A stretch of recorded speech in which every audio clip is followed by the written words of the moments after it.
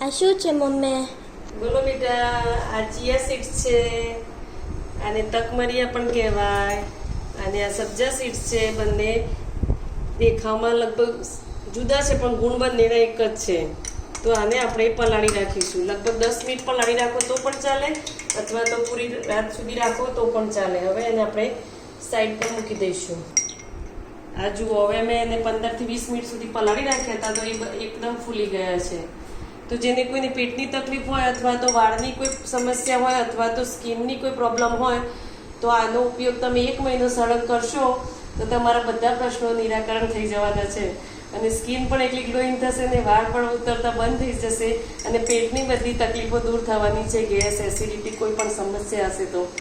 હું આનો ડેલી સવારમાં ઉઠીને રાત્રે પલાળી રાખું છું, ને તો રોજ સવારે આનો ઉપયોગ કરવાનો, એટલે તમને આનાથી ઘણા બધા ફાયદા થવાના છે.